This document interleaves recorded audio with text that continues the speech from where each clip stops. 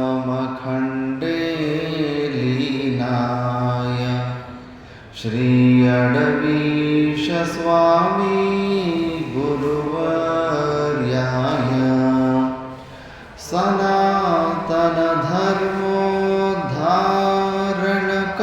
सनातनधर्मोद्धारणकारणाय नमो नमः शिवरामवधूताय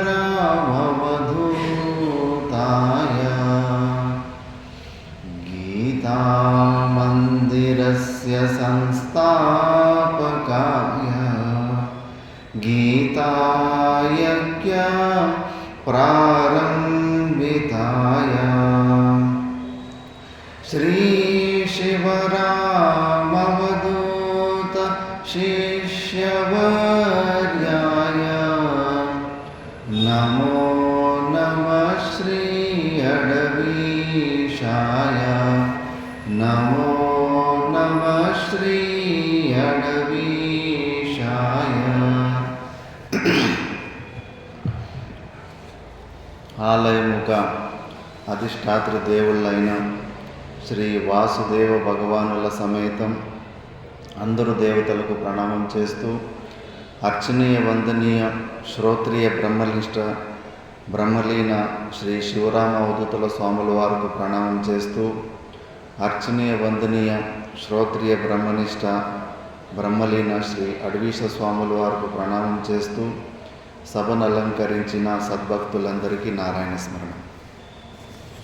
మనము గత కొన్ని రోజులుగా భగవద్గీత విచారణ చేసుకుంటున్నాము.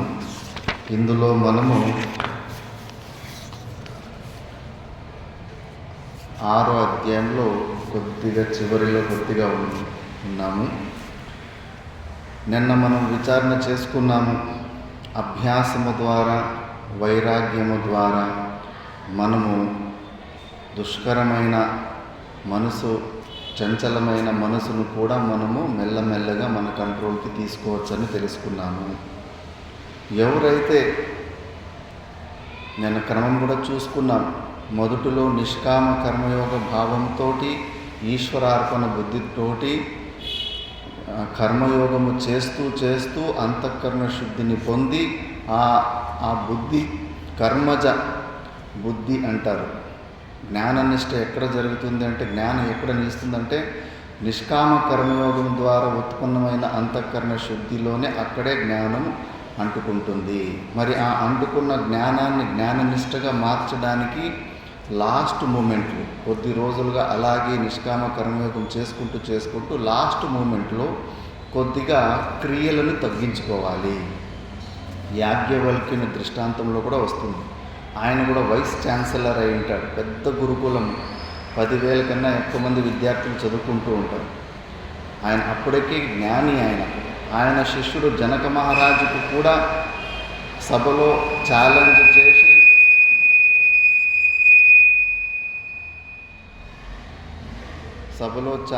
చేసి గురుగారు ఈరోజు 11వ అధ్యాయం కదా స్వామి? 11వ అధ్యాయం వస్తుంది మళ్ళీ.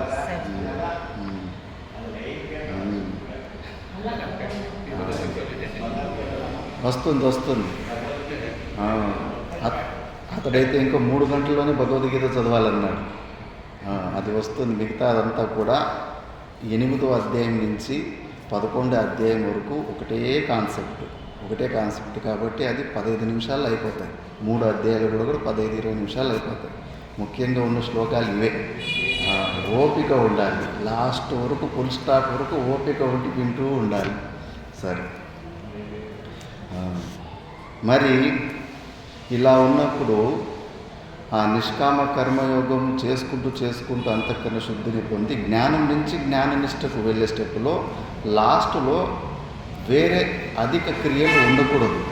మైండ్ డిసిపేట్ అయిపోతుంది. ఆ పని ఈ పని అంటే కన్నా నువ్వెంతటి జ్ఞానాన్ని పొందిన వ్యక్తి అయినా 1000 పనులు నీ బుర్రలో ఉన్నాయి, 1000 బాధ్యతలు ఉన్నాయంటే కానీ ఆ పని ఈ పని ఎంత మిక్స్ అయిపోయి అన్నిట్లోనూ పర్ఫార్మెన్స్ వీక్గా ఉంటుంది, వరస్ట్గా ఉంటుంది. కాబట్టి నువ్వు యాజ్ఞవల్కుడు కూడా అంత పెద్ద గురుకులాన్ని నడిపించి శాస్త్రార్థంలో ఛాలెంజ్ తోటి అక్కడే జనక మహారాజుకి స్పాట్లోనే మోక్షాన్ని ఇప్పించి అంత శ్రేష్ఠ జ్ఞాని అయి ఉంటాడు. అలాంటి స్థితిలో ఉన్నప్పటికీ కూడా లాస్ట్ మూమెంట్లో 2 భార్యలను పిలిపించి ఆస్తులు వేరువేరుగా సగంగా పంచి అప్పుడు మళ్ళీ నేను సన్యాసం తీసుకోవడానికి బయలుదేరుతున్నాను అంటాడు. అప్పుడు విచారణ వస్తుంది. అయ్యో, నీ శిష్యులకే స్పాట్లో జ్ఞానాన్ని జీవన్ముక్త పురుషుడిగా చేసిన నీకు ఈ సన్యాసం అవసరమేముంది, విద్వాను నువ్వు నా జీవన్ముక్త పురుషుడిగా ఉంటావని చెప్పేసి. అవును అంటాడు, అందులో సంశయం లేదు. జీవన్ముక్తి ఆనందాన్ని పొంది ఆ జ్ఞానాన్ని జ్ఞాననిష్టగా ఉండి స్వరూపంలో నిలవడానికి అన్ని క్రియలు అధికమైన క్రియలు ఉంటే కన్నా డిస్టర్బెన్స్ అవుతాయి.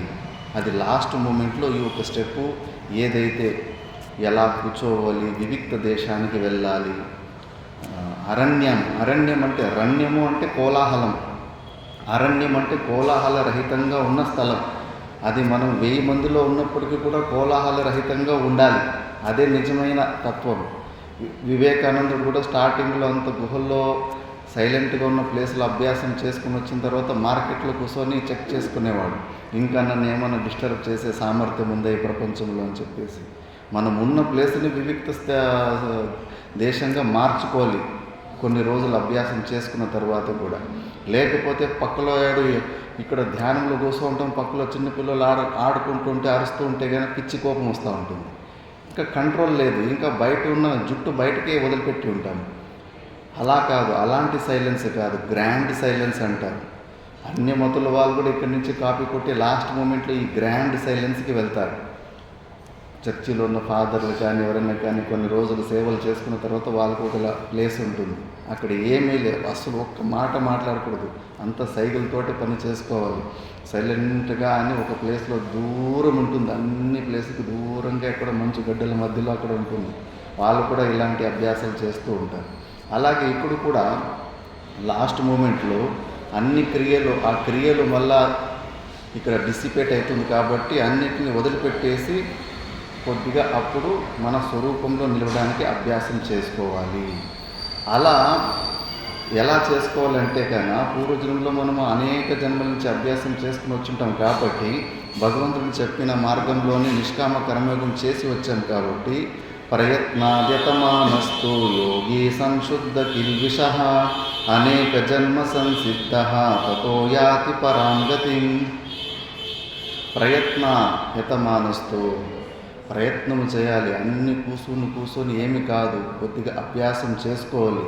మనసు అంటే సామాన్యం కాదు, మనకున్న మెయిన్ శత్రువును అదే, మనకున్న మిత్రుడు ఆ మనసే. దాన్ని మన వైపుగా మలుచుకునే ప్రయత్నాలు మనము చేయాలి. కాబట్టి ప్రయత్నం చేస్తూ ఉంటూ అలా ఎవరైతే యోగి ఉంటాడో ఈ జ్ఞానాన్ని అంతఃకరణ శుద్ధిని పొంది ఆ జ్ఞాన నిష్టను పొందిన వ్యక్తి ఉంటాడో సంశుద్ధి కిల్విషః అనేక జన్మ సంసిద్ధ. ఇక్కడ అనేక జన్మ సంసిద్ధ అంటే భయపడకూడదు. ఇలా ఈ జ్ఞాన నిష్టలో ఈ జ్ఞానం పొందిన తర్వాత అనేక జన్మల తర్వాత తతో యాతి పరం గతి అని లిటరల్ అర్థం వస్తుంది. అయ్యో, జ్ఞానం పొందిన తర్వాత కూడా మళ్ళా అనేక జన్మల, మీరైతే అర సెకండ్లో జ్ఞానం అయిపోతుందండి. ఇప్పుడు చూస్తే కన్నా జ్ఞానం పొందిన తర్వాత అనేక జన్మ సంసిద్ధ అంటున్నారంటే కన్నా భయపడకు. అనేక జన్మ సంసిద్ధ అంటే బహువచనంలో ఉంది కదా అని వేళ్ళ లెక్కలు వేసుకోవద్దు. సంస్కృతంలో బహువచనం అంటే 1, 2, 3 అంటే 3 జన్మల లోపల మ్యాక్సిమం. అంటే ఆ జ్ఞానం నుంచి జ్ఞాన నిష్టలో ఆ గ్యాప్లో మొదటి స్టేజ్ జీవన్ముక్త పురుషులుగా ఉంటారు. ఆచార్య కోటి అంటారు దాన్ని.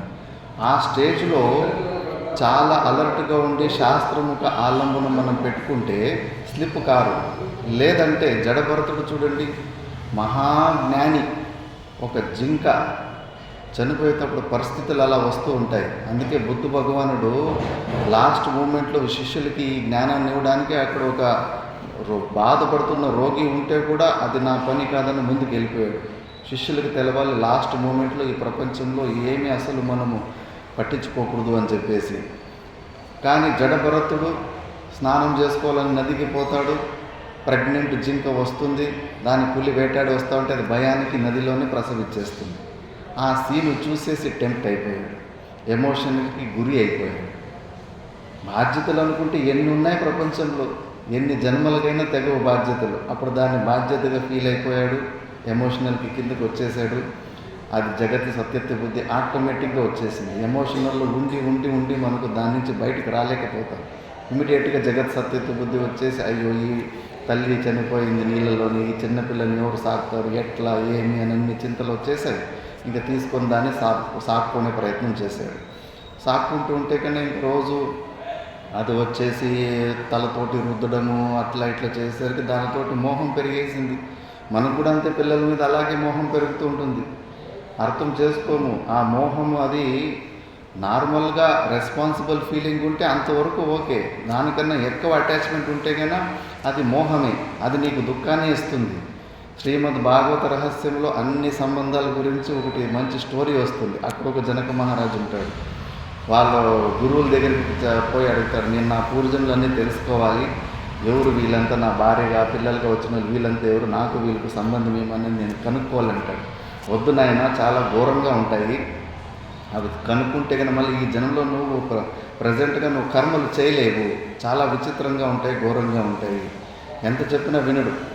లేదు గురుగారు, నేను చూసుకోవాలి, నాకు అది ఆ సిద్ధిని ఇవ్వండి అంటాడు. సరే అని కొన్ని నాడీలు ప్రెస్ చేసి కొద్దిగా సిద్ధి తంత్ర విద్యలో కూడా ఒక సిద్ధి ఉంటుంది, మన పూర్వజన్మలు తెలుసుకోవచ్చు.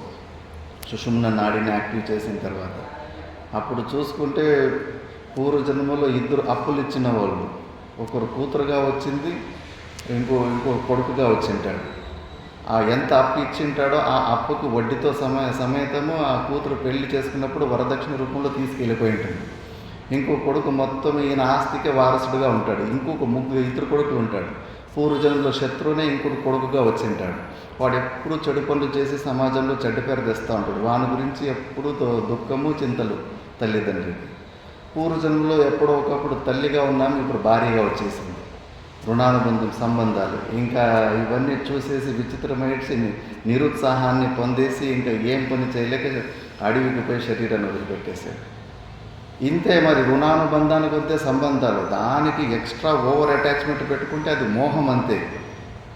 ఏదో అప్పుడు అందుకే డ్యూటీ ఓరియంటెడ్గా సరే పూర్వజన్మలు చేసుకున్న బాకీలు ఇచ్చి పుచ్చుకునే ఏదన్నా ఉంటేనే మనము కలిసి ఉంటాం. నాకు నీకు ఏమి ఇచ్చి ఏది షేర్ చేసుకోవాల్సింది ఏమి ఒకటి కూడా లేదన్నప్పుడు మనం కలుసుకోము.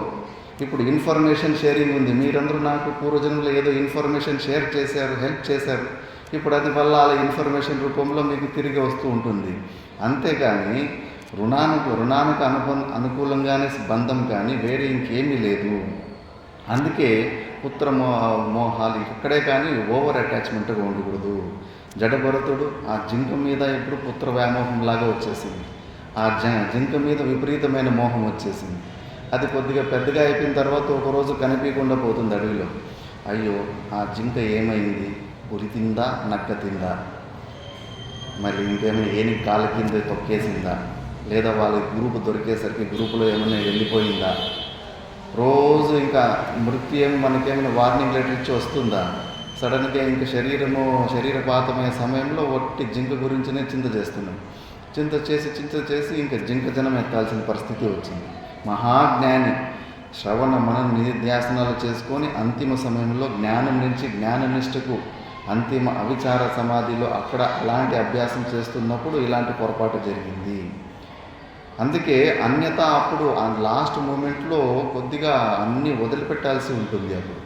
కాబట్టి అలాంటి స్థితిలో కొద్దిగా సమయం తీసుకుంటుంది. అది అంతఃకరణ శుద్ధి 100% పక్కా ఉంటే కానీ 6 సెకండ్లు అయిపోతుంది. లేదంటే కానీ ఆ ఆచార్య కోటిలో ఉన్న వ్యక్తులు అలర్ట్గా ఉండాలి. అలర్ట్ మిస్ అయితే జడభరతునిలాగా మళ్ళా జైమిని ఋషిది మళ్ళీ వ్యాస భగవానుడిది కూడా ఒక స్టోరీ వస్తుంది. వ్యాస భగవానుడు డిక్టేట్ చేస్తూ ఉంటే ఆయన జైమిని రాసుకుంటూ ఉంటాడు. ఏదో ఒక ప్రసంగంలో అక్కడ విద్వానపి హరతి ప్రజ్ఞ అని వస్తుంది. విద్వాన్ కూడా ఈ ప్రజ్ఞ అనేది ఒకసారి కోల్పోయి కిందకి జారిపోతాడు. విద్వాన్ అనే శబ్దం ఎందుకు? జీవన్ముక్త పురుషునికి విద్వాన్ అని అక్కడ వస్తుంది. వ్యాస భగవానికి తెలుసు ఫస్ట్ కేటగిరీ జీవన్ముక్త పురుషుడు, మిగతా వాళ్ళు కాదు అని. అక్కడ అలర్ట్గానే ఉండాలి. లేకపోతే స్థితప్రజ్ఞ లక్షణాల మధ్యలో భగవంతుడు ఆ వార్నింగ్ లెటర్ ఎందుకు ఇస్తాడు అక్కడ? కాబట్టి ఆ స్టేజ్లో ఉన్నప్పుడు కిందకి జారే అవకాశాలు ఉంటాయి అలర్ట్ మిస్ అయితే అని. ఒప్పుకోడు జైమిని, బాగా తెలివి ఉంటుంది, వాదిస్తాడు. వాదించేసరికి ఇంకా వాదంలో వ్యాస భగవానుడు చెప్పలేకపోతాడు. ఇతనికి ప్రాక్టికల్గా చూపించాలని చెప్పేసి, సరే నైనా ఆశ్రమంలో ఈరోజు సాయంత్రం రాత్రికి నువ్వు ఒక్కడే ఉంటావు, నేను పలానా రాజు దగ్గరికి పోతున్నాను, నేను వచ్చే వరకు ముఖ్యంగా ఎవరు స్త్రీలు ఎవరైనా వస్తే కానీ వాళ్ళకి మాత్రము ఎంట్రీని ఇవ్వకూడదు ఆశ్రమంలో అంటారు. సరే అని చెప్పేసి ఒప్పుకుంటాడు. ఇంకా అదే రోజు ఆ ప్రాంతంలో ఉన్న రాజకుమారి వేటాడడానికి చెలికత్తలతోటి వచ్చేసి ఏదో ఒక జంతువు భయం వల్ల అటు ఇటు చిందరబిందర అయిపోయి తప్పిపోయి ఉంటుంది. అక్కడికి జైమిని ఉన్న ఆశ్రమానికి వస్తుంది, వ్యాసాశ్రమానికి. గురుగారు నేను ఇట్లా తప్పిపోయాను, రాత్రి అయిపోయింది, జంతువులు భయం వేస్తుంది, ఈ ఒక్కరోజుకి రాత్రి నాకు ఇక్కడ ఆశ్రయం ఏంటి, రేపు ఉదయం లేచి వెళ్ళిపోతానని. లేదు మా గురుగారు ఆడవాళ్ళకైతే పర్మిషన్ లేదన్నాడు, అస్సలు కుదరదన్నాడు. గురుగారు మీరు కొంచెం దయ చూపండి, నేను బయట పోతే నన్ను క్రూర జంతువులు తినేస్తాయి అంటే. సరేలే అని చెప్పేసి ఎదురుగా ఆ కుటియా ఉంది కదా, ఆ కుటియా లోపల నువ్వు వేసుకో, తలుపు గట్టిగా వేసుకో, నేను తలుపు పిలిచినా నేను తలుపు కొట్టినా కూడా తలుపు తీయకు అని అంటాడు. చాలా సుందరంగా ఉంటుంది. అతడే చెప్పేసి అతడే పోయి పలకరిస్తాడు. లోపల పలకరించుదాము మళ్ళీ కాసేపు, మళ్ళీ వర్షం కూడా వస్తూ ఉంటుంది. మళ్ళీ డోర్ కొడతాడు, అయినా తెరవదు. ఇంకా మోహం ఎక్కువైపోయి ఆ గుడిసె మీదకి ఎక్కి పైన కప్పు తీసేసి లోపలికి జంప్ చేస్తాడు. జంప్ చేసి చూస్తే ఆ రాజకుమారి ప్లేస్లో వ్యాస భగవానుడే ఉంటాడు. వ్యాస భగవానుడే రాజకుమారి అయి వచ్చింటాడు. అప్పుడు చంపకు చల్లనొకటి దెబ్బేస్తాడు. ఇప్పుడేమంటావు? విద్వానపి హరతి ప్రజ్ఞ అంటావా, లేదంటే అప్పుడు ఒప్పుకుంటాడు.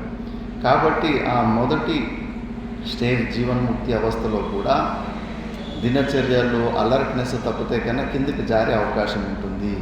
కాబట్టి ఆ ఒక స్థితి నుంచి మళ్ళా పైన అసంశక్తి లాంటి స్థితిలోకి వెళ్ళాలంటే కన్నా లాస్ట్ మూమెంట్లో అన్ని క్రియలని వదిలిపెట్టేసి కేవల స్వరూప చింతనలోనే ఉండాలి.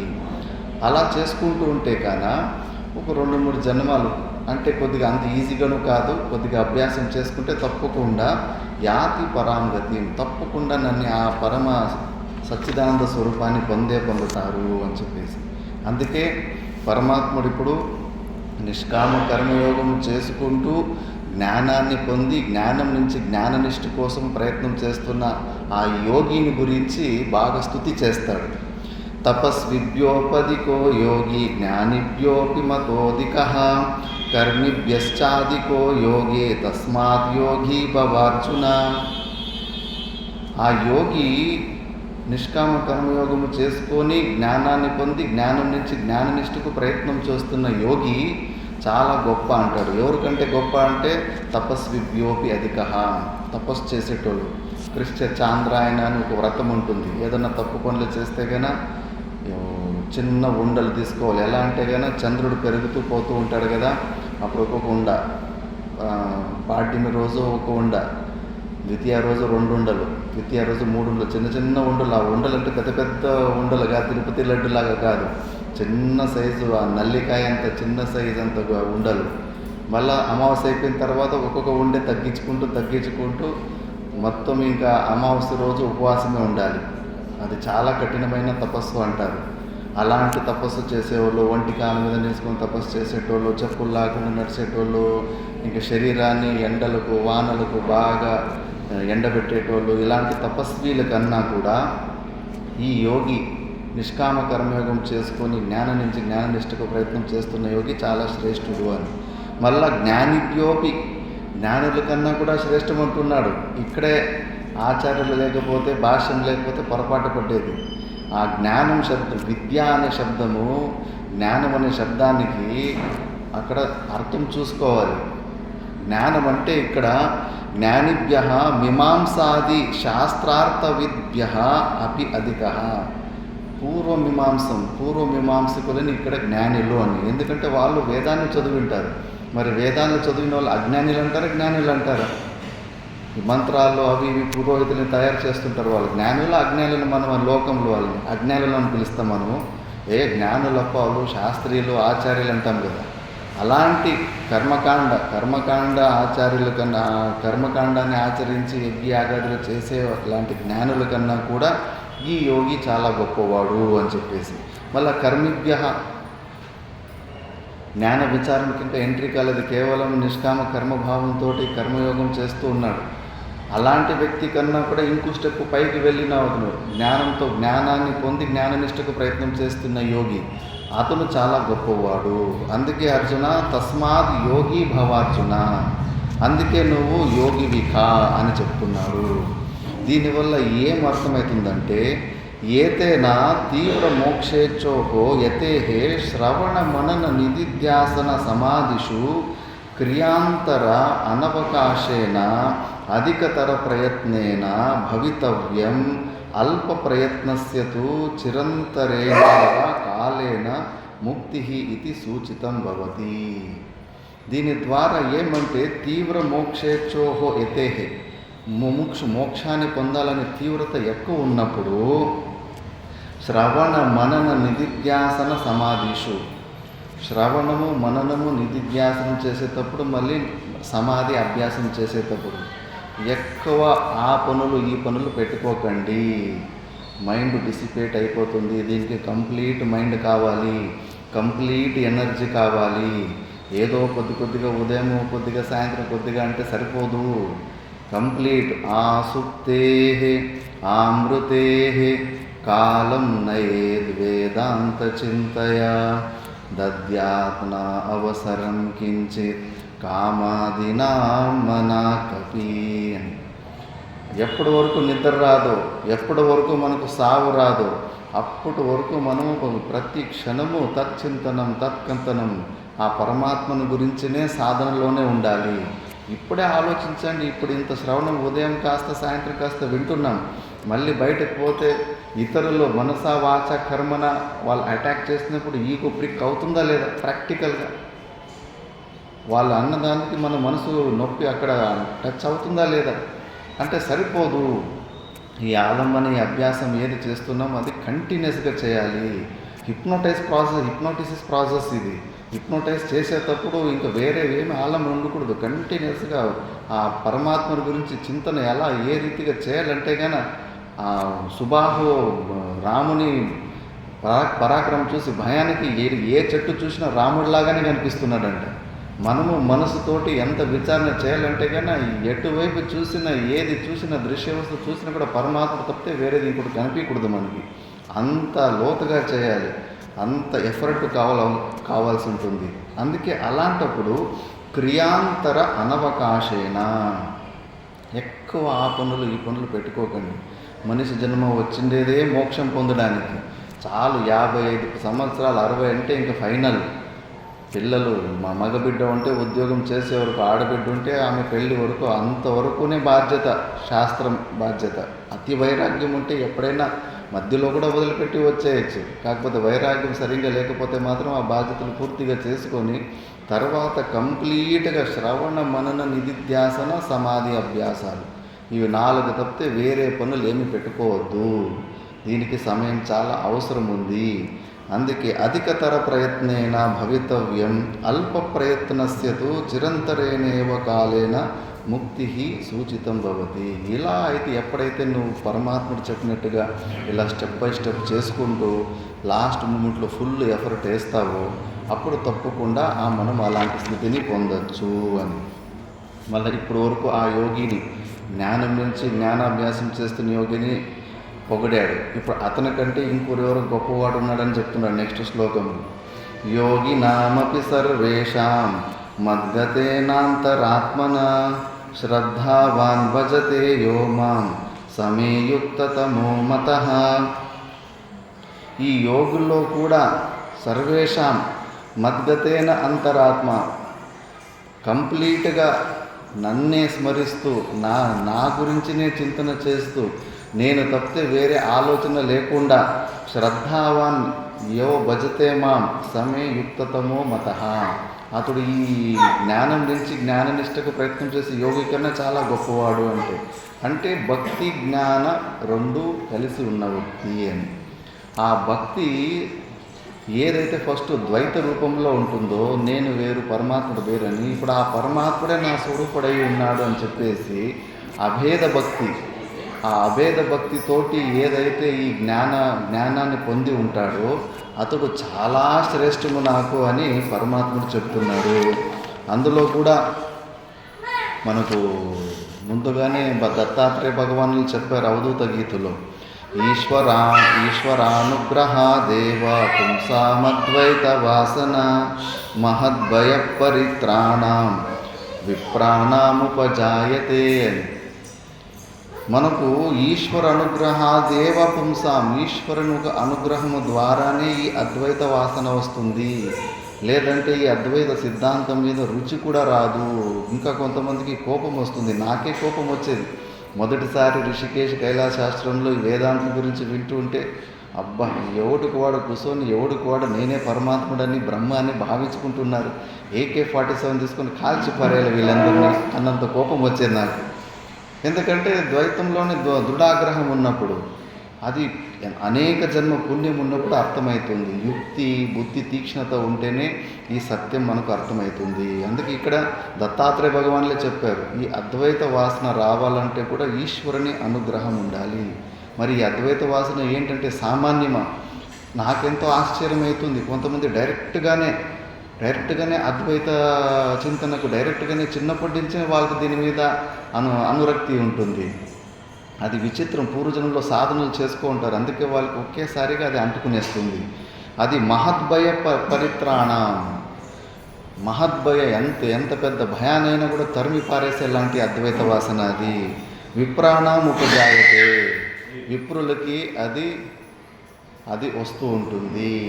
అందుకే విద్యారణ్య స్వామీజీ అంటాడు, వేదాంత ఆర్ణవం చేస్తే మజ్జిని చిలకనట్టు వేదాంత విచారాలు చేస్తూ ఉంటే కన్నా ఏమేమి ఉత్పన్నమవుతాయి అని చెప్పేసి. ధైర్యైరావత శాంతిదేను దమన మందార వృక్షం సదా మైత్ర్యాద్యప్సరసం వివేకతురగం సంతోషచింతామణి ఆత్మజ్ఞానమహామృతం సమరసం వైరాగ్యచంద్రోదయం వేదాంతార్ణవమాశ్రయన్ననుదినం సేవస్వముక్తిశ్రియం. నువ్వు ఎప్పుడు వేదాంతార్ణవం చేస్తావు, వేదాంత విచారం చేస్తూ ఉంటావు, ధైర్యం, ఐరావతుడు ఎలా సముద్రమంతన చేసినప్పుడు ఐరావతుడు వస్తాడో అలా నీకు ధైర్యం వస్తుంది. ఎందుకంటే ద్వితీయాద్వై భయం భవతి, మనకన్నా భిన్నంగా చూసి భయం ఎందువల్ల వస్తుంది? మనకన్నా ఇంకో ఏదో వస్తున్న ఏదో సిచ్యువేషన్ వల్ల మనకు హాని కలుగుతుందనే భయం ఉన్నప్పుడే మనకు భయం వస్తుంది. ఇంకా మనకన్నా అతిరిక్తంగా ఏమీ లేదు ప్రపంచంలో అన్నప్పుడు ఇంకా భయం దేనితోటి భయపడతాం? కస్యకేనా, ఎవరి నుంచి ఎవరు భయపడాలి? ఉన్నది ఒకటే సద్వస్తువు ఉన్నప్పటికీ. అందుకే ఆ మహాధైర్యం వస్తుంది.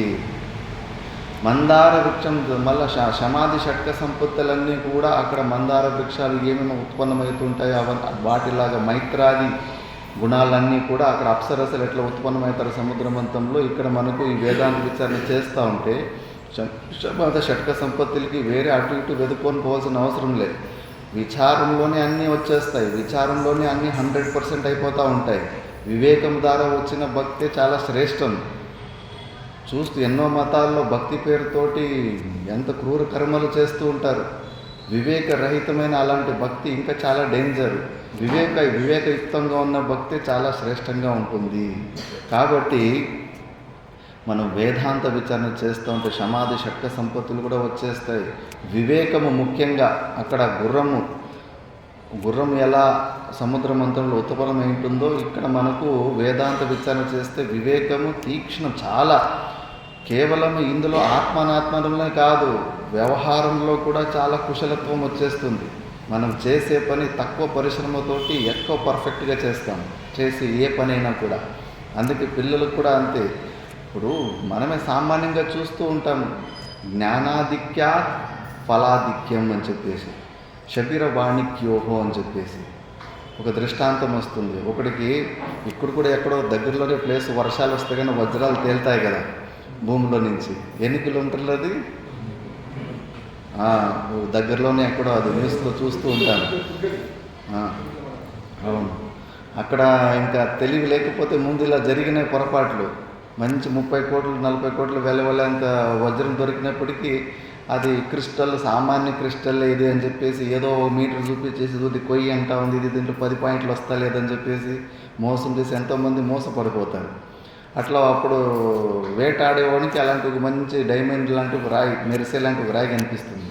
ఇది మిగతా రాయి కన్నా ఏదో కొంచెం విచిత్రంగా ఉంది, ఏదో కొద్దిగా దీనికి ఏదన్నా డబ్బులు రావచ్చేమో అని కొద్దిగా బుద్ధి ఉంటుంది. వాడు తీసుకొని పోయి ఎక్కడో సేట్ దగ్గరికి ఇస్తాడు.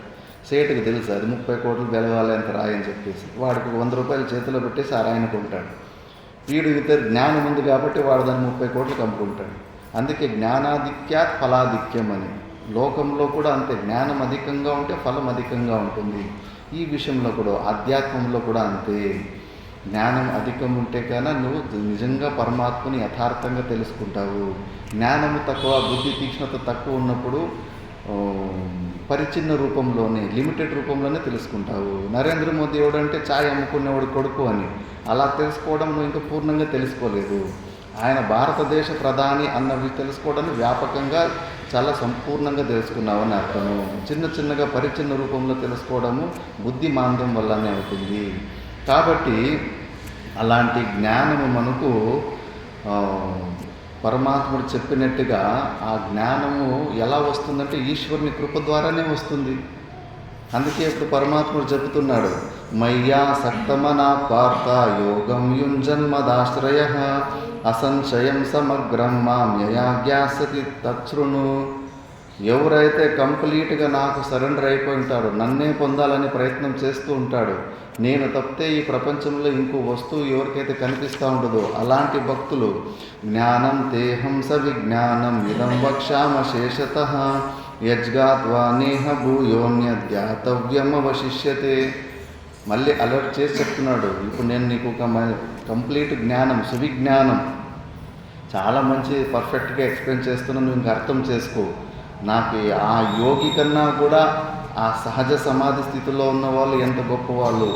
వాళ్ళకు ఆ నిర్వికల్ప సమాధి స్థితి అపేక్ష కూడా వాళ్ళకు ఉండదు. సంపూర్ణంగా పరమాత్మకి భిన్నంగా ఇంకోటి ఏమీ చూడరు. ఎందుకంటే వాళ్ళు జ్ఞాన నిష్ట అంత ఉత్కృష్ట స్థితిలో ఉంటుంది. మనుష్యాన, మళ్ళీ అలాంటి జ్ఞానము ఎంత ఇంపార్టెంట్ అని స్టార్టింగ్లోనే దాన్ని హైలైట్ చేస్తున్నాడు. మనుష్యానాం సహస్రేషు కశ్చిద్యతతి సిద్ధయే యతతామపి సిద్ధానాం కశ్చిన్మాం వేత్తి తత్వతః. మనుష్యుల్లో సహస్రేషు కశ్చిద్యతతి సిద్ధయే. ఎవరు ప్రయత్నం చేస్తున్నారండి? మన భారతదేశంలో 140 కోట్లు ఉన్నాయి. 140 కోట్లు అంతా లెక్క చేస్తే అంతా ఒక 1,00,000 కూడా దొరకరు. పరమాత్ముడు కావాలని ప్రయత్నం, సిన్సియర్గా ప్రయత్నం చేసేటోళ్ళు. భక్తి ఉంది, పరమాత్ముడు ఉన్నాడు, ఆర్తు భక్తులు ఉన్నారు. సంకటబంధాగా వెంకటరమణ అన్నప్పుడు, కష్టాలు వచ్చినప్పుడు కష్టాలు తొలగించి దేవుడా అని అడిగేటోళ్ళు అలాంటి ఉన్నారు. కానీ మోక్షం కోసం ప్రయత్నం చేసేవాళ్ళు చాలా తక్కువే. యతతామపి సిద్ధానం, బాగా మంచి తపస్సులు, అవి నిష్టలు, వైరాగ్యము, ఎండిపోయిన రొట్టెలు తినుకుంటూ అలాంటి చేసేవాళ్ళు కూడా ఎంతోమంది ఉంటారు. అందులో చాలా కశ్చిన్మాం వేతి తత్వ, ఎవరో కొంతమంది నన్ను తెలుసుకుంటారో, మిగతా వాళ్ళు ఎవరికి తెలుసుకోలేకపోతున్నారు. మరి ఫస్ట్ 2 ప్రకారాల ప్రకృతి చెప్తున్నాడు. ఒకటి మాయ. మాయ కూడా నిర్గుణ నిరాకార స్వరూపంకి అధిష్టానం మీదనే మాయ నిలబడి ఉంటుంది. దాని గురించి చెప్తాడు. భూమి రాపో నలో వాయు కమ్మనో బుద్ధిరేవచ అహంకార ఇతి ఎమ్మే భిన్నా ప్రకృతి రష్టదా. 8 ప్రకారాల తన ప్రకృతి గురించి చెప్తాడు. ఇది మాయా, పృథివీ, జలము, అగ్ని, వాయు, ఆకాశము, మనసు, బుద్ధి, మళ్ళీ అహంకారం. ఈ 8 ప్రకారాలు. ఇది సృష్టి ప్రకరణం అంతే. ఒక్కొక్క ఉపనిషత్తులో ఒక్కొక్కలాగా ఉంటుంది. ఒక్కొక్క దాంట్లో ఆకాశాద్ వాయు వాయురగ్ని అనే ఆ క్రమం ఉంటుంది. చాందోగ్య ఉపనిషత్తులో త్రివిత్రీకరణమే, వాయు ఆకాశం కూడా లేదు, అగ్ని జలము నీరు మూడే త్రివిత్రీకరణమై ప్రపంచ సృష్టి అయిపోయింటుంది. అవన్నీ మాయా, అవి ఒక్కొక్క ఉపనిషత్తు నుంచి ఒక్కొక్క ఉపనిషత్తుకి వేరువేరుగా ఉంటాయి. ఇవన్నీ కూడా నువ్వు మాయ తర్వాత ఉన్న ఉపాధులన్నీ మనం అనుకోవాలి. ఇది కూడా కారణం. ఈ సకల జగత్తుకు మనలో ఉన్న జీవభావానికి ఆ మాయ కూడా ఒక కారణము. దాని తర్వాత అపరేయమ్యతస్త్వన్యాం ప్రకృతిం విద్ధి మే పరాం జీవభూతాం మహాబాహో యయేతం ధార్యతే జగత్. ఇంకోటి అసలైన కారణము నేను, నిర్గుణ నిరాకారమైన స్వరూపమైన నేను అసలు మెయిన్ రీజన్. 2 రీజన్లు. ఈ 2 రీజన్లలో పరమాత్ముడు అవి 2 వేరు కాదు. ఈ మాయా అన్న ఒక రీజన్ ఏదైతే ఉందో మన అన్న జగత్తుకు మనకు అంత కారణ రూపంలో అది అభిన్నంగానే ఉందని కూడా చెబుతున్నాడు. ఏతద్యోనీని భూతాని సర్వానిత్యుపధారయ అహం కృష్ణస్య జగతః ప్రభవ ప్రళయస్తతా. కంప్లీట్ ఈ సృష్టికి కర్తృత్వం కానీ, పాలనత్వం కానీ, లయం కానీ అన్నీ కూడా నాలోనే ఉన్నాయి. మాయ స్వతంత్రకర్త కాదు. అందుకే నేను ఈ జగత్తుకి అభిన్న నిమిత్త ఉపాదాన కారణాన్ని. ఏదో పరమాత్ముడు కుండలు చేసేటోడు ఒక చేరి మీద కూర్చొని ముంగట కుండలు చేసి తయారులో ఏదో కింద భూలో పృథివీ అధికరణ మీద కుండను పెట్టినట్లు ఈ ప్రపంచాన్ని మండలాన్ని తయారు చేయలేదు. అక్కడ కుండలు తయారు చేసినప్పుడు అన్ని ఉపాదాన కారణం వచ్చేసి మట్టి. అది లేకపోతే అసలు కుండ తయారు కానే కాదు. మిగతావన్నీ కుండ చేసేటోడు, కట్టి, ఆ మట్టిని చెరువు నుంచి మోసుకొచ్చిన గాడిది, అన్నీ కూడా ఇవన్నీ నిమిత్త కారణాలు. ఆ చక్రము, తిప్పే చక్రం, ఇవన్నీ నిమిత్త కారణాలు. నిమిత్త కారణాలు ఒక నిమిత్తం లేకపోతే ఇంకో నిమిత్తంతో పని జరుగుతుంది. కుండ చేసేవాడు లేకపోతే వాడు కొడుకు చేస్తాడు, ఇంకో కుండ చేసేవాడు చేస్తాడు. ఆ గాడిది తీసుకురానంటే కన్నా సైకిల్లో తీసుకొస్తాడు. ఆ చక్రం లేదంటే కన్నా సైకిల్ ట్యూబ్నే ఏదో ఒకటి చేసేసి వాడు తిప్పుకుంటాడు. తిప్పడానికి కత్తి లేదంటే కానీ గొడుగుతోటి తిప్పుకుంటాడు. అవన్నీ అన్యతా సిద్ధం. నిమిత్త కారణాలన్నీ కూడా అన్యతా సిద్ధం. కానీ మట్టి లేకుండా మాత్రం కుండ జరగదు. అలా అన్ని మన వస్తువులలో నిమిత్త కారణాలు వేరుగా ఉంటాయి, ఉపాదాన కారణాలు వేరుగా ఉంటాయి. కానీ ఈ ప్రపంచానికి అలా వేరు కాదు. సాక్షాత్ పరమాత్ముడే ఈ సృష్టి భావాపన్నమయ్యాడు. ఎలాగంటే మన స్వప్నంలో మనమే ఉన్నాం, పడుకున్నాము. స్వప్నము లోపల చిన్న సుషుమ్నాడిలో మైక్రోస్కోప్లో చూస్తే కూడా అది పాయింట్ కనిపించదు. అంత సూక్ష్మ జాగంలో స్వప్నం జరుగుతూ ఉంటుంది. అంత చిన్న జాగంలో అంత పెద్ద ఆకాశము, కొండలు, నదులు, మనమే చెరువులై, మనమే కొండలై, మనమే చెట్టులై, మనమే అనేక రూపులై జనాలుగా పుట్టి, మనమే జంతువులై, మనమే పులులు, సింహాలు, భూత ప్రేతాలై స్వప్నంలో మనలాంటి శరీరం ఇంకోటి అక్కడ సృష్టి చేసుకొని ఆ శరీరంలో తాదాత్మ్యం పెట్టుకొని మనం సృష్టించిన పులులు, భూత ప్రేతాతుల ద్వారానే స్వప్నంలో భయపడి పరిగెడుతూ ఉంటాం. ఎలాగైతే మనకు ఆ సామర్థ్యం ఉందో అలాగే సాక్షాత్ పరమాత్ముడే సకల ఈ ప్రపంచంగా భావాపన్నుడయ్యాడు. వివర్త కారణంతో సకలము పరమాత్ముడే అయి ఉన్నాడు అని చెప్పేసి. అందుకే పరమాత్ముడు అభిన్న అంటే భిన్నము కాకుండా వేరువేరుగా 2 కారణాలు కాకుండా అభిన్న నిమిత్త ఉపాదాన కారణము. ఈ ప్రపంచానికి అభిన్న నిమిత్త ఉపాదాన కారణం కాబట్టి పరమాత్ముడి కన్నా అతిరిక్తము ఏదీ లేదు. మరి ఈ విషయం తెలుసుకున్న జ్ఞాని నేతి అన్న ఎందుకనేకపోతాడు? ఏముంది, పరమాత్ముడి కన్నా భిన్నంగా ఏదైనా సపరేట్ వస్తువు ఉంటే నేతి చేసుకోవాలి. అంతా సర్వం బ్రహ్మమయమే ఉంది కదా. ఆ ఎక్స్ట్రా పని కూడా చేసుకోడు, రిలాక్స్ అయిపోతాడు.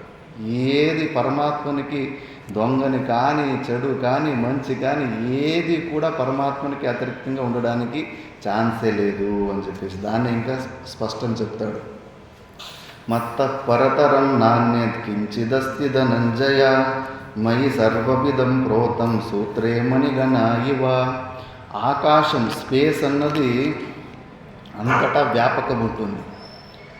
ఇప్పుడు పూలారంలో ప్రతి ఒక్క పూలను దారం ఎలా అన్నిటిలోనూ అన్వయంగా అన్నిటిలోనూ ఉంటుందో ఆకాశం కూడా ప్రతి ఒక్క వస్తువులో ఉంటుంది. ఆకాశం అంటే ఖాళీ జాగాని ఆకాశం అంటారు. పైన కలర్గా మేఘాలు ఉండేది అదే కదా ఆకాశం. ఎంప్టీ స్పేస్ని ఆకాశం అంటారు. ఆ ఆకాశము ఇటుక లోపల ఉంటుంది, ఇటుక బయట ఉంటుంది.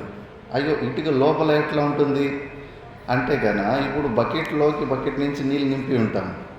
అందులో ఒక ఇటుక వేస్తే ఆ నీళ్ళు ఒక ఇటుక సైజు అంత నీళ్ళు కిందకి పొరలిపోతాయి కదా. అలాగే బకెట్లో ఖాళీ స్పేస్ ఉంటుంది. ఆ స్పేస్లో నువ్వు ఒక ఇటుక పెడితే ఆ బకెట్లో నుంచి ఖాళీ జాగా స్పేస్ నీళ్ళలాగా పొంగి కిందకేం రాదు. ఆ స్పేస్ ఆ ఇటుకలోనే లైమ్ అయిపోతుంది.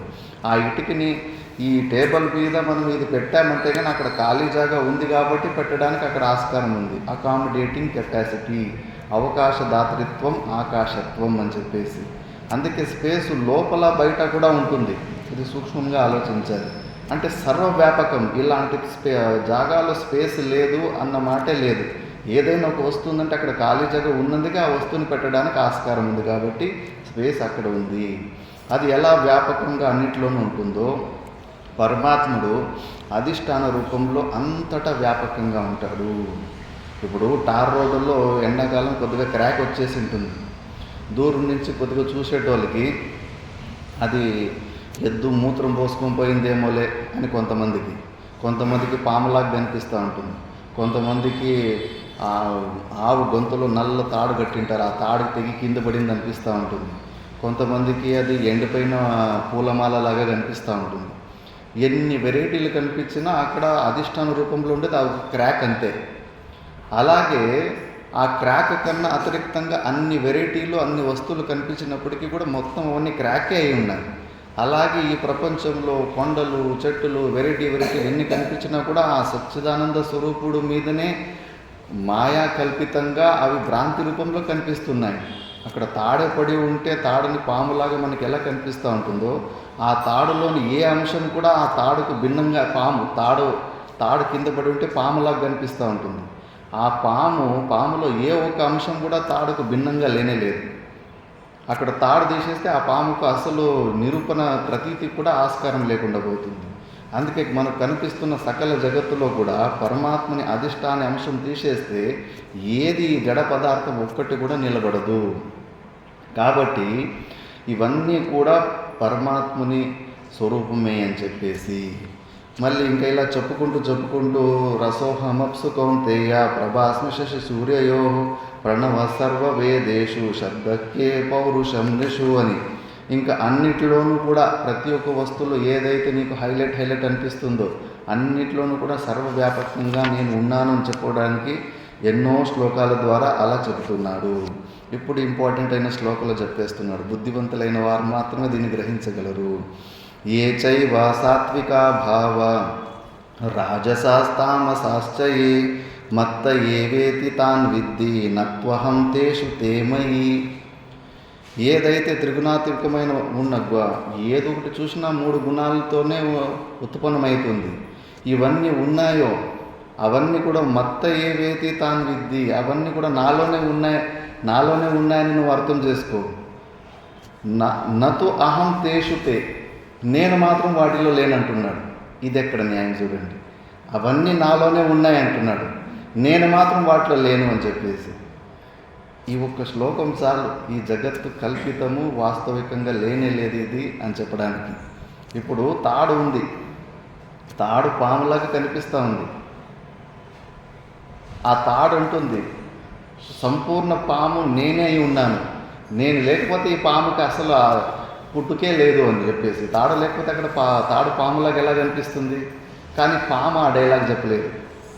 నేను ఉంటేనే తాడు ఉంటుంది, నేను లేకపోతే తాడు ఉండదు అని చెప్పడానికి వీల్లేదు. ఎందుకంటే ఇది కల్పితమైనది.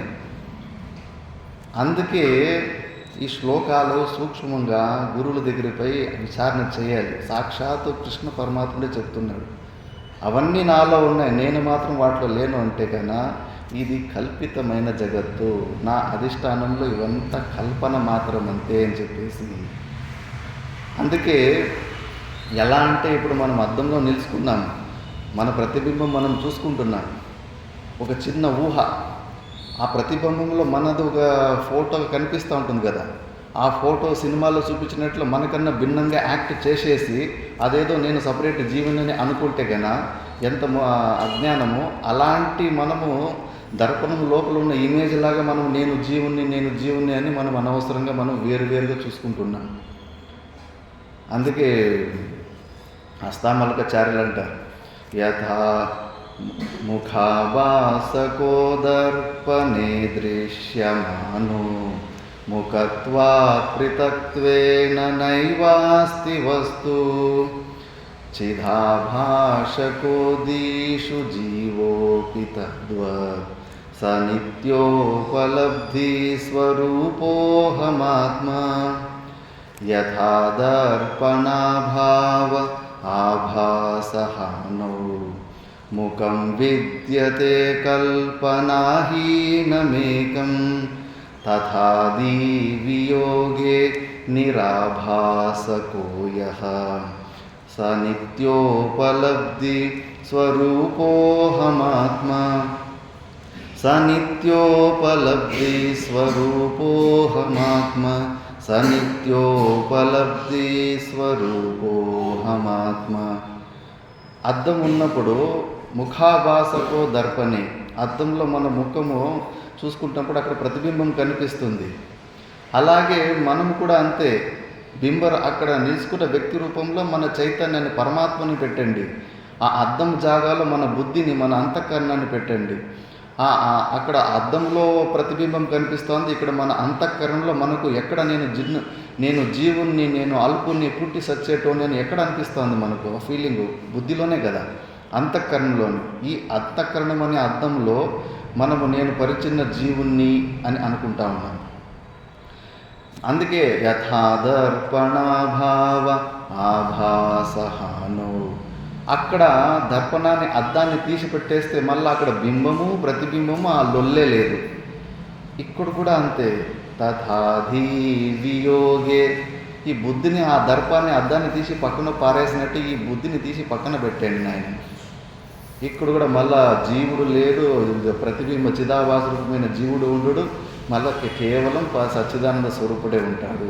సింపుల్. ప్రతిరోజు సుషుప్తి అవస్థలో ఈ శరీరాలతోటి సంబంధం కట్ చేసుకొని బుద్ధులతోటి వియోగం స్వాభావికంగా అవుతా ఉంది.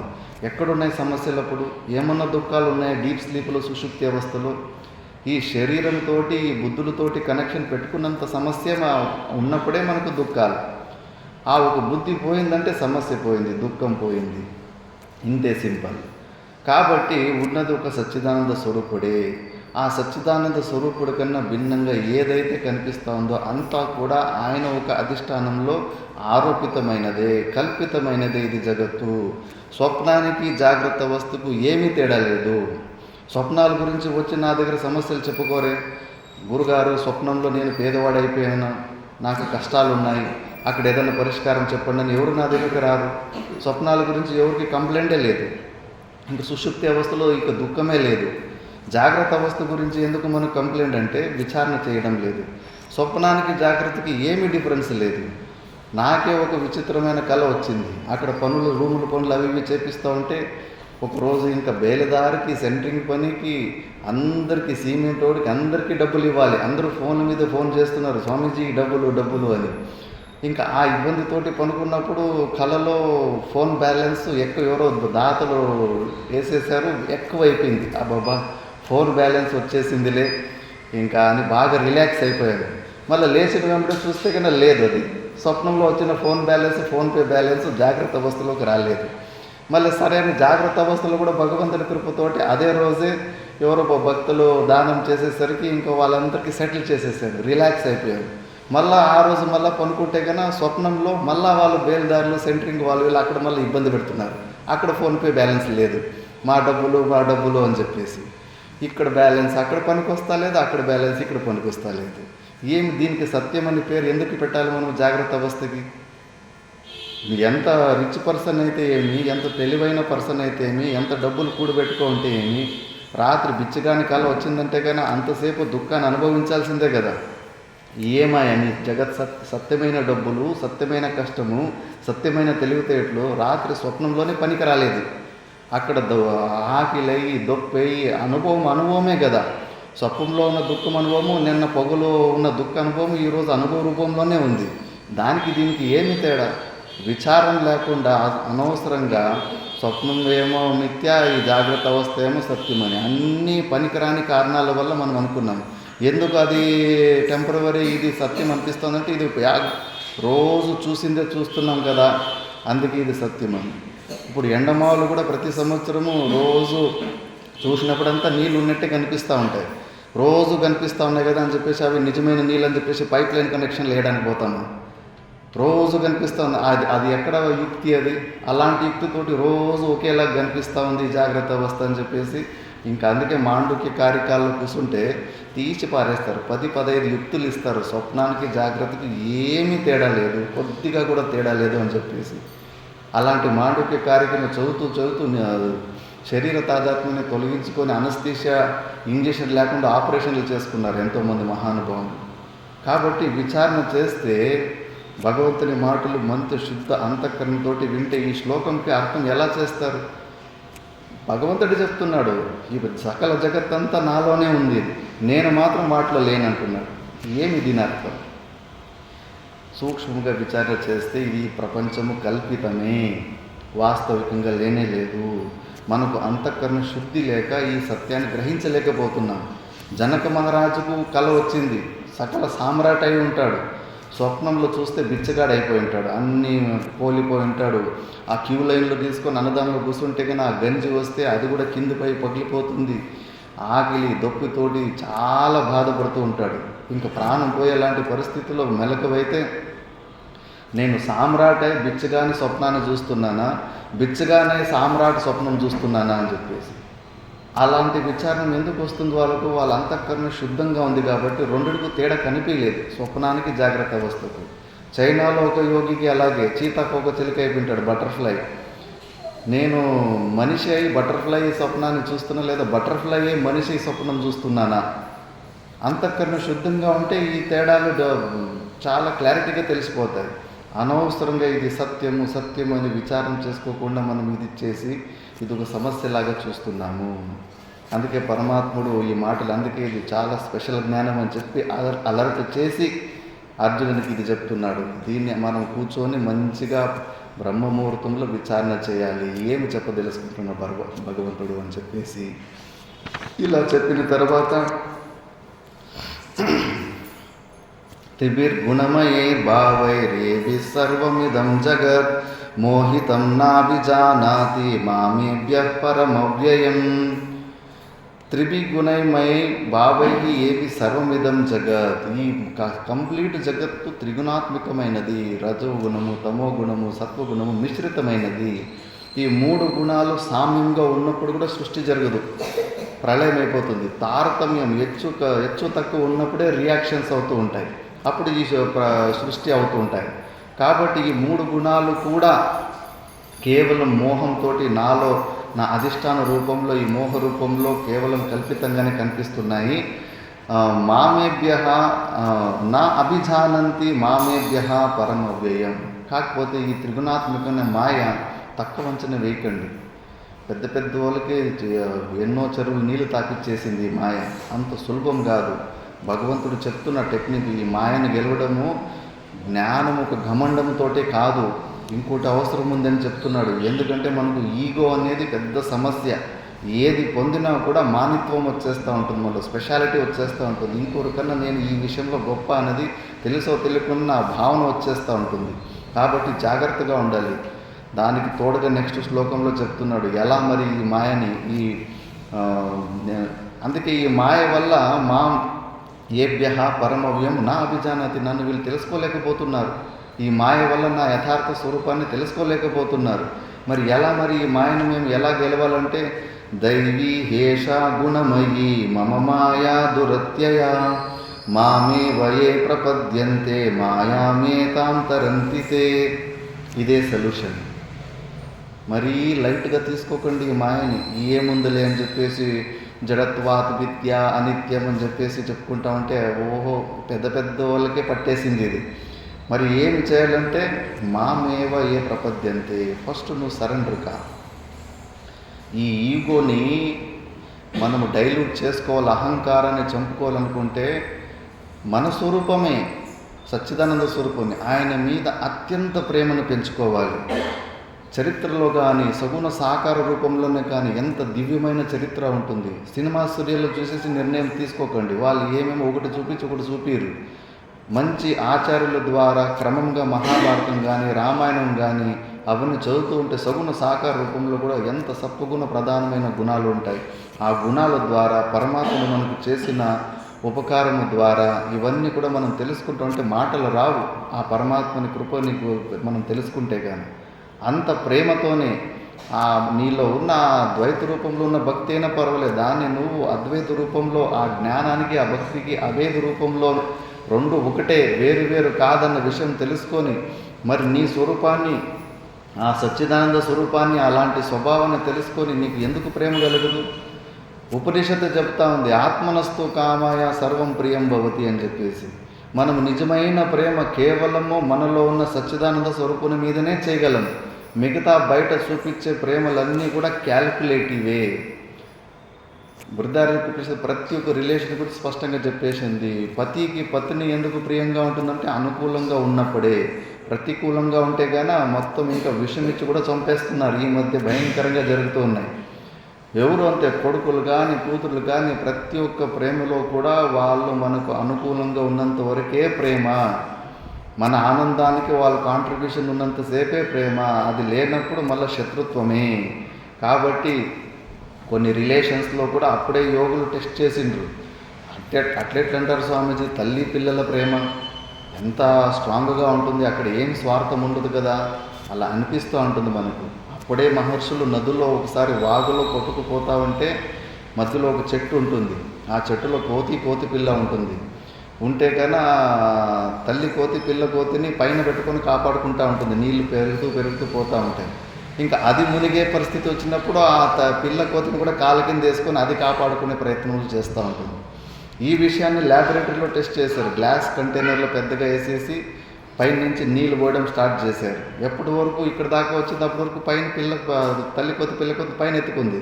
అది మునిగే పరిస్థితి వచ్చినప్పుడు అది పిల్ల కోతిని కాళ్ళ కిందకి వేసుకుని అది కాపాడుకుని మూతి పైకి పెట్టుకునే ప్రయత్నం చేసింది. అన్ని ప్రేమలు కూడా అంతే. అందుకే నిజమైన ప్రేమ మనలో ఉన్న సచ్చిదానంద ఆత్మనస్తు కామ, మనకు మనమే ప్రేమ.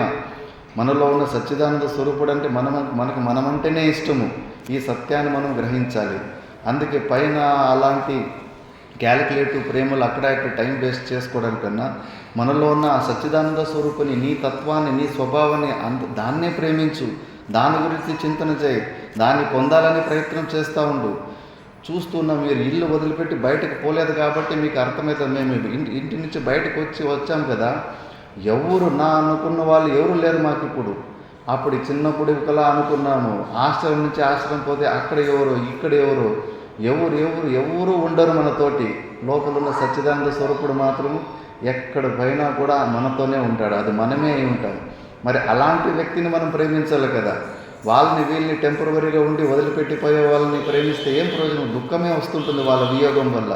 మనలో ఉన్న పరమాత్మ సచ్చిదానంద స్వరూపుని ప్రేమిస్తే ఎక్కడ పైన ఆయనే ఉంటాడు. కొండంత ధైర్యం, దేనికి భయపడాలి. వట్టి చేతిలో తిరుగుతున్నా కూడా యోగక్షేమం వహామిహాం అని చెప్పేసి కాపాడుకుంటూ ఉంటాడు. కాబట్టి అలాంటి సచ్చిదానంద స్వరూపుణ్ణి మనము ఎక్కువ ప్రేమించుకోవాలి. ఇంతకు ముందు కూడా దత్తాత్రేయ శ్లోకంలో చెప్పాం కదా, అద్వైత వసనం రావాలంటే కూడా ఈశ్వరుని కృప ఉండాలని. మరి ఈశ్వరుని కృప కావాలంటే ఆయన చెప్పినట్లు చేయాలి కదా. ఆ మామేవ ఏ ప్రపద్యంతే, నన్ను పొందాలని చూస్తాడు. సర్వము నేనే ఉంటాను. వాళ్ళు ఈ మాయను దాటగలరు.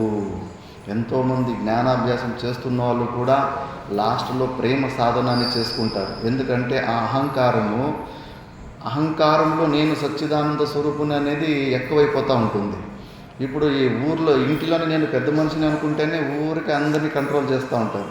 ఊరికి పెద్ద మనిషి లేదా ఈ కాన్స్టిట్యుయెన్సీకి పెద్ద మనిషి నేను విధాయకుని అంటే కానీ ఇంకా విపరీతమైన అహంకారం తెచ్చుకొని అందరినీ రజోగుణ ప్రధానంగా హింసలు చేస్తూ ఉంటాడు.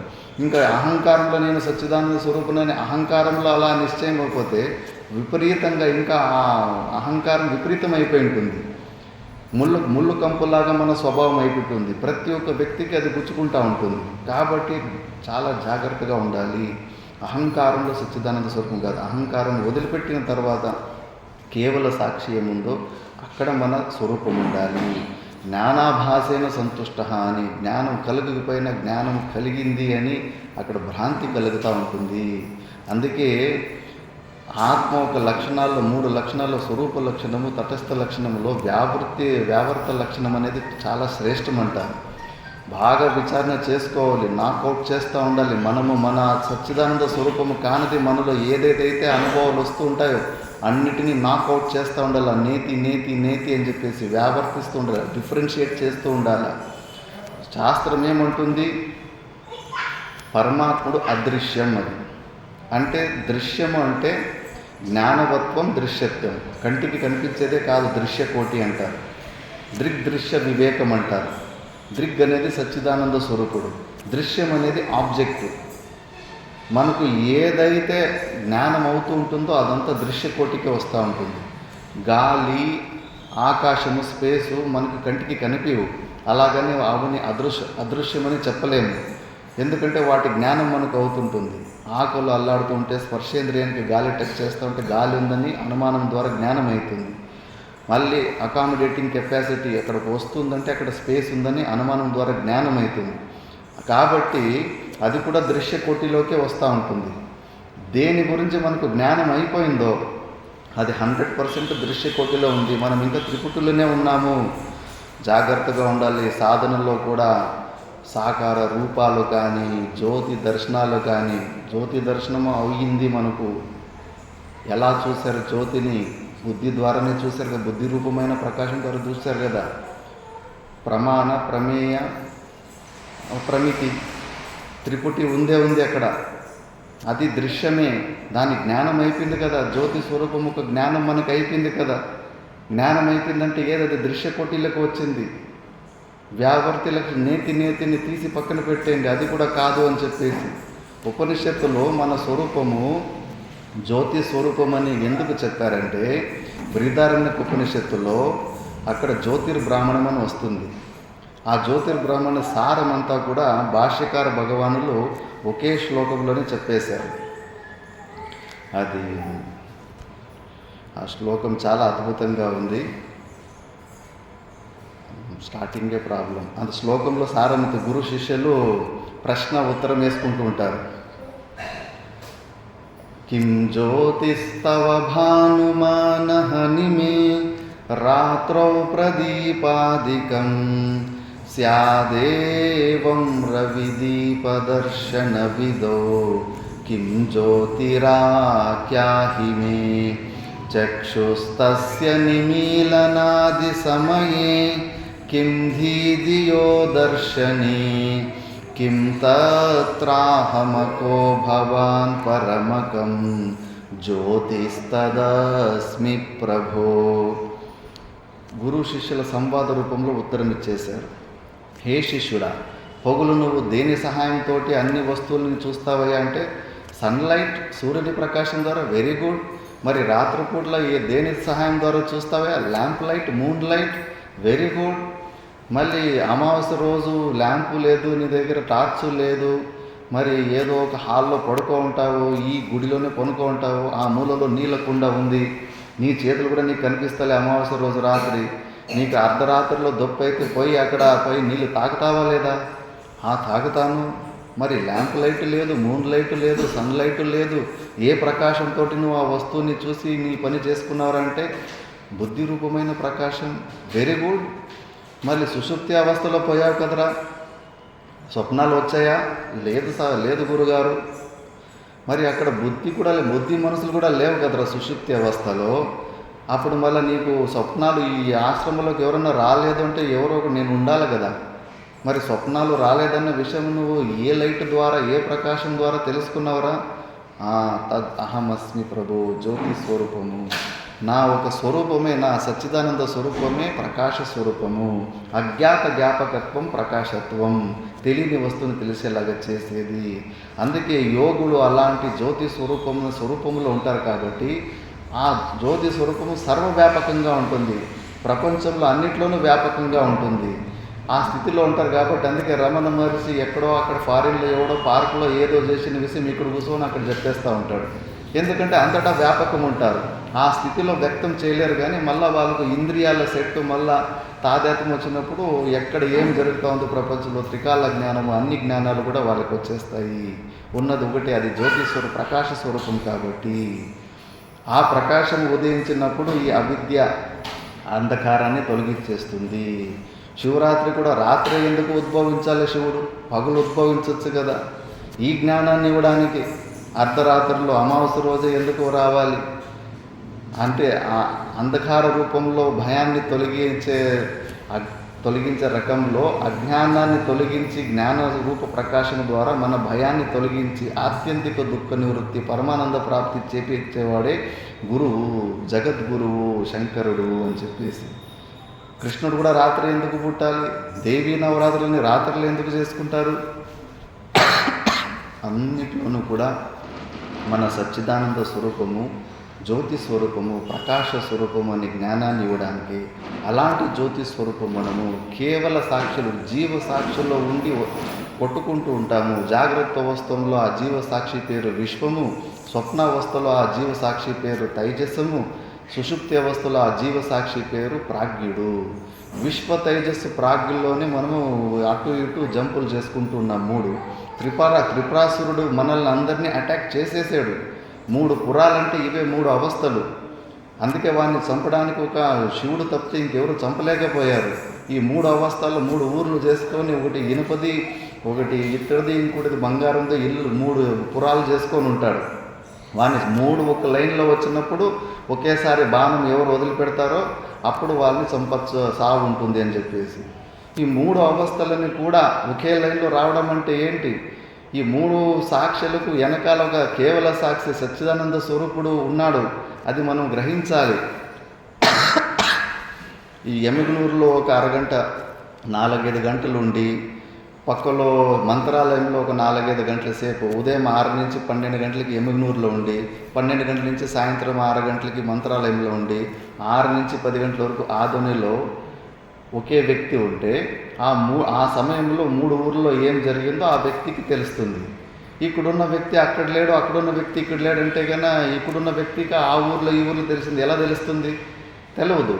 మరి మనకు 3 అవస్థల్లో ఉన్న విషయాలు కూడా మనకు తెలుస్తున్నాయి కదా. నిన్న పగలేం జరిగిందో, నిన్న స్వప్నంలో ఏం జరిగిందో, ఆ సుషుప్తి అవస్థలో స్వప్నాలు రాలేదన్న విషయం, 3 ఊర్లలోనూ కూడా 3 పురాల్లో ఉన్న విషయం కూడా మనకు తెలుస్తూ ఉంది కదా. మన 3 పురాల్లో కూడా అనుగతంగా తుర్య రూపంలో మనమే ఉన్నాం కదా. అదే మన తత్వం అది. అందుకే ఈ 3 పురాలని మనము కూడా, ఆ రాక్షసుడు మనల్ని బంధించాడు కాబట్టి ఈ 3 పురాలని మనము జయించాలంటే ఆ శివుని మనలో ఆవాహన చేసుకోవాలి. జ్ఞాన ప్రకాశమైన ఆ శివుడు మనలో ఉన్నప్పుడు ఈ 3 పురాలని ధ్వంసం చేసి మన స్వరూపంలో మనల్ని తీసుకెళ్తాడు. ఇది అందుకే ఈ చిన్న ప్రవచనంలో ఇంకా డీటెయిల్గా యుక్తులుగా వెళ్ళలేము కాబట్టి ఒక అవుట్లైన్ చూపిస్తున్నాము. మహాపురుషులు, భాష్యకారు భగవానులు కానీ, భగవంతుడు వాసుదేవుడు కానీ, వ్యాస భగవానుడు కానీ చాలా ఎంత సిలబస్ కావాలో, మోక్షానికి ఎంత అవసరమో మంచి యుక్తుల ద్వారా మనకి ఇచ్చారు. ఫస్ట్ మనకు అహంకారాన్ని డైల్యూట్ చేసుకోవాలి. లోతుకు దిగిన వాళ్ళకు తెలుస్తుంది ఎంత పవర్ఫుల్ ఈ అహంకారం అని చెప్పేసి. తెలుసో తెలియకో ఆటోమేటిక్ మోడ్లో ఉంటుంది. ఎన్ని రూపాల్లో మనకి ఇబ్బంది పెడతా ఉంటుంది. ఆ అహంకారాన్ని డైల్యూట్ చేసుకోవాలనుకుంటే నువ్వు సరెండర్ అయిపో. నా వల్ల కాలేదు, హే పరమాత్మ, ప్రతిరోజు పరమాత్మ ఈ అహంకారాన్ని తీసేసుకోప్ప, నాకు చాలా బరువు అవుతా ఉంది, దీన్ని నేను మోయలేకపోతా ఉన్నాను, ఇదొక్కటి తప్పితే నాకు, నువ్వు తప్పితే ఇంకేమీ ప్రపంచంలో కనిపిస్తలేదు, ఇదొక్కటి ఎత్తుకో నన్ను ఇబ్బంది పెడతా ఉంది, ఈ అహంకారాన్ని నువ్వు తీసేసుకో, కేవలం నీ ఇన్స్ట్రుమెంట్ లాగా దీన్ని వాడుకో అని చెప్పేసి అహంకారాన్ని ఆ భగవంతునికి సమర్పణ చేసేసుకుంటే భక్తి రూపంలో మళ్ళీ అది ఉదయించదు. అందుకే భక్తులలో ఒక అడ్వాంటేజ్ ఏంటంటే వాళ్ళ అలవాటే అలా ఉంటుంది. రామకృష్ణ పరమహంసులు వాళ్ళంతా కూడా వాళ్ళు క్రెడిటే తీసుకోరు. కర్తృత్వ భక్తృత్వాలకు అవకాశం ఇవ్వరు. ఏదైనా కూడా ఆ భగవంతుని కృపతోటి జరిగింది, భగవంతుడు చేస్తున్నాడు. కష్టాలు వచ్చినా కూడా అంతే, భగవంతుడే నన్ను వైరాగ్యము ఎక్కువ కావాలని నాకు ఈ కష్టాలు ఇస్తున్నాడు. కుంతి కష్టాలు కోరుకోలేదా? ప్రతిదీ కూడా అంతే, పరమాత్మని స్వరూపంగానే చూసుకోవాలి.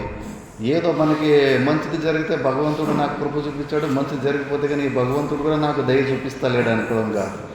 మంచి చెడు ప్రతి ఒక్కటి కూడా మన మంచి కోసం భగవంతుడే చేస్తున్నాడని అంత అనన్య భక్తి ఉండాలి. ఏ మాత్రము భక్తిలో దోషం ఉండద్దు. సంపూర్ణంగా విశ్వాసం ఉండి ఆ పరమాత్మని మనం అలా భక్తి చేసుకుంటా ఉంటే తప్పకుండా మనకు ఆ పరమాత్ముడు, ఇందులో కూడా ముందు వస్తుంది దదామితే బుద్ధి యోగం అని. మనకు బుద్ధి తీక్ష్ణతలోనే సమస్య ఉంది కదా. ఆ బుద్ధి కోసం ఇంకేమి మందులు కూడా కొద్దిగా ఉన్నాయి, ఆయుర్వేదిక్ కొన్ని రసాలు ఉన్నాయి, కానీ అవి కూడా అంత పని చేయవు. కానీ భగవంతుడు మాట ఇచ్చాడు, నువ్వు నా భక్తి చేయి, ప్రతిదీ నీకు వాగేంద్రియాన్ని వాడుతున్నావు అంటే నా స్తుతిని చేస్తూ ఉండు. నువ్వు పరిచ్ఛిన్న రూపమైనప్పటికీ పర్వాలేదు, లేదా నీకు సామర్థ్యం ఉంటే పరాపూజ కూడా చేసుకో. జ్ఞానులు శంకరాచార్యులు భగవాన్లు చేశారు. భగవంతుని నువ్వు సమయము అభావం కాబట్టి మనం నెక్స్ట్ క్లాసులో మనము చూసుకుందాము. అద్భుతమైన పరమాత్మని యథార్థ రూపంలో కూడా మనము స్తుతి చేసుకోవచ్చు. ఇలా మనం భగవంతునిలో ఈ జ్ఞానం, ఆ భక్తి జ్ఞానము రెండు వేరు వేరు కాదు. ఆ భక్తి రూపంలో ఉన్న మన స్వరూపం గురించినే అంతటి ప్రేమ కలగాలి మనకు, దాని మీద అంతటి మహత్వ బుద్ధి కలగాలి. ఈరోజు మనము ఏమైనామో పూర్వజన్మలో మనం ఇలా ఆలోచించుంటాం కాబట్టి ఇలా అయ్యాము. అందుకే మన ఆలోచనలు చాలా అవి యోచన చేసి మనం విచారించాలి. అందుకే పరమాత్మని విషయంలోనే ఆలోచిస్తూ ఉండాలి. ప్రతిదీ పని కూడా పరమాత్మని కోసమే చేస్తున్నట్టుగా ఉండాలి మన జీవితము. అప్పుడు ఉన్నప్పుడు తప్పకుండా ఆయన మనకు ఆ బుద్ధిని, ఆ తీక్ష్ణ బుద్ధిని, ఆ స్వభావంలోకి మనకు తిరిగి వెళ్ళే ఆ అవిద్యను తొలగించుకునే లాంటి బుద్ధిని తప్పకుండా ప్రసాదిస్తాడు. మాట ఇచ్చాడంటే మాట అంటే మాటే అని మిగతాది మనం రేపటి క్లాస్లో చూసుకుందాం. ఓం పూర్ణమద పూర్ణమిదం పూర్ణాత్ పూర్ణముదచ్యతే పూర్ణస్య పూర్ణమాదాయ పూర్ణమేవావశిష్యతే. ఓం శాంతి శాంతి.